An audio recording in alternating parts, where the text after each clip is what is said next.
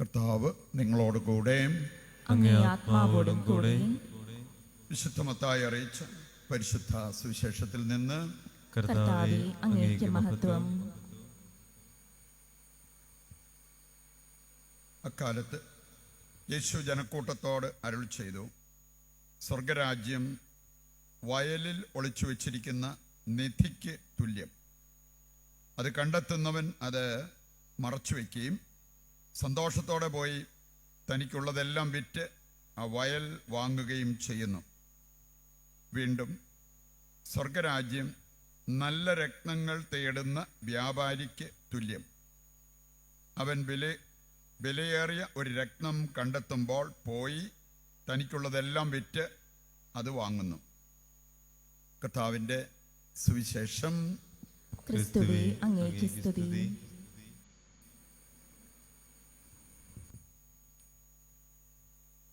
ഈശോയിൽ പ്രിയപ്പെട്ടവരെ, നമ്മളിന്ന് വിശുദ്ധ ഇഗ്നേഷ്യസ് ലോയോളയെ പ്രത്യേകം അനുസ്മരിക്കുന്നു. അദ്ദേഹത്തിൻ്റെ മാധ്യസ്ഥം തേടി പ്രാർത്ഥിക്കുകയും ചെയ്യുന്നു.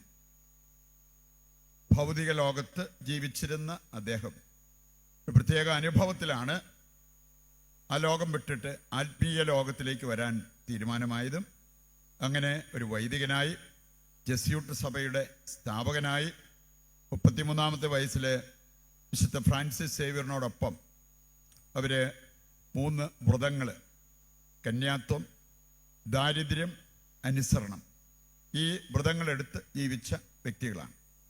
നമുക്ക് കാണാൻ സാധിക്കും മറ്റൊരു വ്രതം കൂടി അവർ ജെസ്യൂട്ട് സഭക്കാർ എടുക്കാറുണ്ട്. അതാണ് അലിജിയൻസ് ടു പോപ്പ്, മാർപ്പാപ്പായയുടെ പ്രത്യേക സംരക്ഷണം. അതുപോലെ തന്നെ മാർപ്പാപ്പായെ 100% എല്ലാ വിധത്തിലും അനുസരിച്ച് മുമ്പോട്ട് പോകാനുള്ള ഒരു വ്രതം.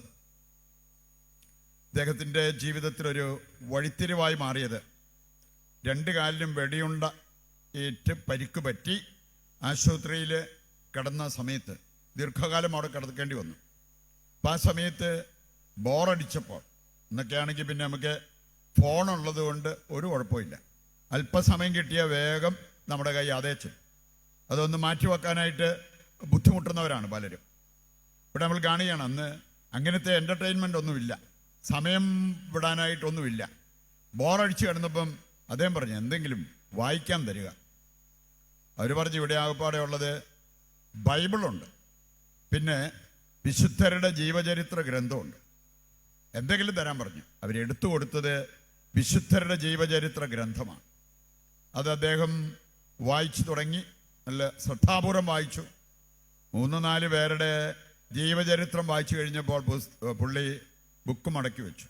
ഉറക്കം വന്നുകൊണ്ടല്ല, അല്ലെങ്കിൽ ബോറടിക്കുന്നു എന്ന് പറഞ്ഞുകൊണ്ടല്ല. അദ്ദേഹത്തിനൊരു ഇൻസ്പിറേഷൻ ഉണ്ടായി, ഒരു പ്രചോദനമുണ്ടായി. അതിൽ അദ്ദേഹം തന്നോട് തന്നെ പറഞ്ഞൊരു കാര്യമുണ്ട്, if he and she could become saints, why not I? അവനൊരു വിശുദ്ധനും അവൾക്കൊരു വിശുദ്ധയുമായി മാറാൻ പറ്റിയെങ്കിൽ എന്തുകൊണ്ട് എനിക്കായി കൂടാ? അന്ന് തുടങ്ങിയതാണ് വിശുദ്ധ ജീവിതത്തിനുള്ള പുള്ളിയുടെ പ്രയത്നം. വിശുദ്ധനായി വൻകാര്യങ്ങൾ ചെയ്തിട്ടാണ് അദ്ദേഹം ഈ ലോകം വിട്ടു പോയത്. അതുകൊണ്ട് ലോകം മുഴുവൻ ഇന്നും ആ വിശുദ്ധനെ ആദരിക്കുന്നു.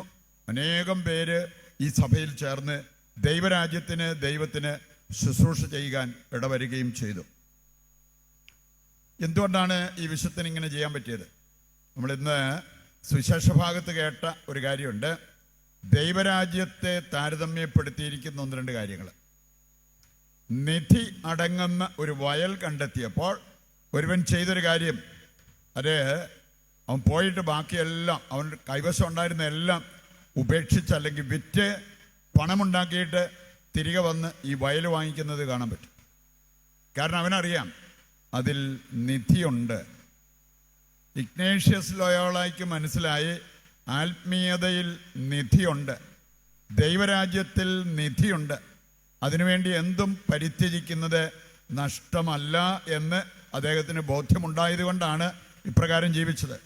അതല്ലെങ്കിൽ കുലീന കുടുംബത്തിൽ, നല്ല സാമ്പത്തിക ഭദ്രതയുള്ള കുടുംബത്തിൽ ജനിച്ചു വളർന്നു വന്ന അദ്ദേഹത്തിന് ഈ ഭൗതിക ലോകത്ത് എല്ലാവിധ സുഖ സൗകര്യങ്ങളോടുകൂടെ കഴിയാമായിരുന്നു.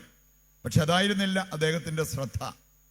നമ്മളെ സംബന്ധിച്ചിടത്തോളം ഈ ആത്മീയത നമ്മൾ കണ്ടെത്താതെ, ദൈവത്തെ നമ്മൾ കണ്ടെത്താതെ കണ്ട് ലോകത്തിൻ്റെ കാര്യങ്ങൾ വിടാൻ നമുക്ക് പറ്റില്ല. 1 കൊറിന്തോസ് 13-ാം അധ്യായം 10-ാമത്തെ വചനം നമ്മെ ഓർമ്മിപ്പിക്കുന്ന ഒരു കാര്യമുണ്ട്. പൂർണ്ണമായത് ഉദിക്കുമ്പോൾ അപൂർണമായത് അസ്തമിക്കും. ഒരു പ്രത്യേക സാഹചര്യത്തിൽ പൂർണ്ണമായത് ഇഗ്നേഷ്യസ് ലോയോളയിൽ ഉദിച്ചു. അപ്പോൾ പുള്ളി അപൂർണമായത് ഉപേക്ഷിക്കാനുള്ള തീരുമാനമെടുത്തു. ഇതാരുടെ നിർബന്ധത്തിന് വഴങ്ങിയൊന്നുമല്ല, ആരും പ്രേരിപ്പിച്ച് അങ്ങനെ അദ്ദേഹത്തെ ആക്കിയതൊന്നുമല്ല. അദ്ദേഹത്തിന് കിട്ടിയ ഒരു പ്രചോദനം, അതനുസരിച്ചാണ് ഇങ്ങനെ ജീവിതത്തിൽ ഒരു മാറ്റം വരുത്താനായിട്ട് അദ്ദേഹത്തിന് സാധിച്ചത്. പറയുണ്ട്, നിധി കണ്ടെത്തിയവർക്കാണ് ബാക്കിയെല്ലാം വില കുറഞ്ഞതായിട്ട് കാണാൻ പറ്റുക. മത്തായി 16:26 നമുക്കെല്ലാവർക്കും സുപരിചിതമാണ്. അവിടെ പറഞ്ഞിരിക്കുന്നത്, ഒരുവൻ ലോകം മുഴുവൻ നേടിയാലും അവൻ്റെ ആത്മാവ് നഷ്ടപ്പെട്ടാൽ അവൻ എന്ത് നേടി? ശരിക്കും നമുക്ക് ദൈവമക്കൾക്ക് നിധി എന്ന് പറയുന്നത് ആത്മരക്ഷ. ഇനി അതിനുവേണ്ടി ലോകം മുഴുവൻ ഉപേക്ഷിക്കുന്നതും നഷ്ടമല്ല.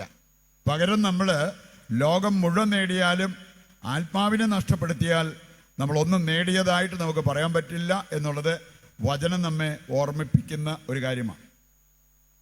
ഇന്നത്തെ ആദ്യ വായനയിൽ നമ്മൾ കണ്ടു, ജെറമ്യാ പ്രവാചകൻ വിളിച്ചു പറഞ്ഞൊരു കാര്യം, ഞാൻ ഉല്ലാസ ജീവിതം നയിച്ചിട്ടില്ല. ക്രിസ്തീയ ജീവിതം ഉല്ലാസ ജീവിതമായിട്ട് നമ്മൾ കാണരുത്. കുറേ തിന്ന് കുടിച്ച് സുഖിച്ച് ഈ ഭൂമിയിൽ കഴിയുക, അങ്ങനെ മൃഗതുല്യം മരിക്കുക, ഇതല്ല ക്രിസ്ത്യാനിയുടെ വിളി. ഉല്ലാസത്തിന് പലരും നമ്മളെ വിളിക്കും. ദൈവത്തെ മറന്നും ആത്മീയത മറന്നും ഉല്ലാസ ജീവിതം നയിക്കാൻ പലരും വിളിച്ചേക്കാം. ജെറമ്യാ പ്രവാചകൻ പറഞ്ഞത്, ഞാൻ അങ്ങനെ ഒരു കാര്യം തിരഞ്ഞെടുത്തിട്ടില്ല. എന്നിട്ടും എൻ്റെ ജീവിതത്തിൽ വരുന്ന അനർത്ഥങ്ങൾ, പ്രയാസങ്ങൾ നമ്മൾ കാണുകയാണ്. ഈ ജെറമ്യായുടെ പുസ്തകം 15-ാം അധ്യായം, അതിൻ്റെ ഒരു ഭാഗമാണ് നമ്മൾ വായിച്ചു കേട്ടത്. അതോടൊപ്പം നമ്മൾ 20-ാം അധ്യായം കൂടി എടുക്കുകയാണെങ്കിൽ ഒരു സന്ദേശം അവിടെ നമുക്ക് കാണാൻ പറ്റും. അതാണ് ജെറമ്യ കോംപ്ലക്സ് എന്ന് പറയുന്ന ഒരു പ്രശ്നം. ജെറമ്യ complex, inferiority complex, superiority complex, അപകർഷതാബോധം, അതിൻ്റെ നേരെ വിപരീതം, ഇങ്ങനെയുള്ള കാര്യങ്ങളെക്കുറിച്ചൊക്കെ നമ്മൾ മനസ്സിലാക്കിയിട്ടുണ്ട്. അതുപോലെ ഒന്നാണ് ജെറമ്യ കോംപ്ലക്സ്. എന്താണ് ഈ ജെറമ്യ കോംപ്ലക്സ് എന്ന് പറഞ്ഞാൽ? ജെറമ്യായെ ദൈവം പ്രത്യേകമായിട്ട് വിളിച്ച് വേർതിരിച്ചതാണ്. ജെറമ്യായുടെ പുസ്തകം 1-ാം അധ്യായം 9 മുതൽ വായിക്കുമ്പോൾ, ഇടിച്ചു പൊളിക്കാനും പണിതുയർത്താനും പിഴുതെറിയാനും നട്ടുവളർത്താനുമായി ഞാൻ നിന്നെ നിയോഗിക്കുന്നു, വൻകാര്യത്തിന് വേണ്ടി തിരഞ്ഞെടുത്തതാണ്. പക്ഷേ ജെറമ്യായ്ക്ക് ഒരുപാട് തിക്താനുഭവങ്ങളുണ്ടായി. വചനത്തെ പ്രതി, വചനം പ്രഘോഷിക്കുന്നതിൻ്റെ പേരിൽ, ദൈവരാജ്യത്തിന് വേണ്ടി അധ്വാനിക്കുന്നതിൻ്റെ പേരിൽ ഒരുപാട് തിക്താനുഭവങ്ങളുണ്ടായി. ജെറമ്യായുടെ പുസ്തകം വായിച്ചാൽ പലയിടങ്ങളിലായി നമ്മൾ കാണുന്നുണ്ട്, ജെറമ്യ ഏകാഗി എന്ന് പറഞ്ഞാൽ അവൻ ഒറ്റപ്പെട്ടോ, ജെറമ്യ പൊട്ടക്കിണറ്റ് വേറെ ആരാ ഉള്ളത്, അവന് മാത്രമായിട്ട് അവിടെ അങ്ങനെ കിടക്കുന്ന രംഗങ്ങൾ, അതുപോലെ തന്നെ ജെറമ്യായ്ക്ക് എതിരെ ഗൂഢാലോചന നടത്തുന്നത്, ഇതെല്ലാം ജെറമ്യായുടെ പുസ്തകത്തിൽ നമ്മൾ കാണുന്ന കാര്യങ്ങളാണ്. പ്രിയപ്പെട്ടവരെ, സഹനം ക്രിസ്ത്യാനിയുടെ ജീവിതത്തിൻ്റെ ഭാഗമാണ്. അപ്പം അതുകൊണ്ട് അതിൽ നിന്നും ഓടിയകലാൻ നമ്മൾ നോക്കുകയല്ല ചെയ്യേണ്ടത്. അതേക്കുറിച്ച് പരാതി പരിഭവം പറഞ്ഞ് നടക്കുകയല്ല നമ്മൾ ചെയ്യേണ്ടത്. ഇത്രയും വലിയ കാര്യത്തിന് വിളിക്കപ്പെട്ട ജെറമ്യ, അദ്ദേഹം ഇതിനിടയ്ക്കിരുന്ന് പറയുന്നത് നമുക്ക് കേൾക്കാൻ പറ്റും, ഞാൻ ജനിക്കാതിരുന്നാൽ മതിയായിരുന്നു, എന്തിനെനിക്ക് ഇങ്ങനെ ഒരു ജീവിതം ഉണ്ടായി, ഞാൻ ജനിച്ചെന്നും പറഞ്ഞ് എൻ്റെ അപ്പനെ ആ വാർത്ത അറിയിച്ചവൻ ശപിക്കപ്പെട്ടവനാകട്ടെ. ആ മനുഷ്യൻ എന്ത് ചെയ്തിട്ടാ? പുള്ളി എന്ന് പറഞ്ഞ് നിൻ്റെ ഭാര്യ പ്രസവിച്ചെന്ന്, അതിന് അവനും കിട്ടിയൊരു ശാപം. ഇങ്ങനെ അകാരണമായിട്ട് പരാതി പരിഭവം പറഞ്ഞ് നടക്കുന്നത്, അതാണ് ജെറമ്യ കോംപ്ലക്സ് എന്ന് പറയുന്നത്. ഈ അവസ്ഥയിൽ കഴിയുന്ന പലരെയും നമ്മൾ കണ്ടെത്തിയെന്ന് വരും.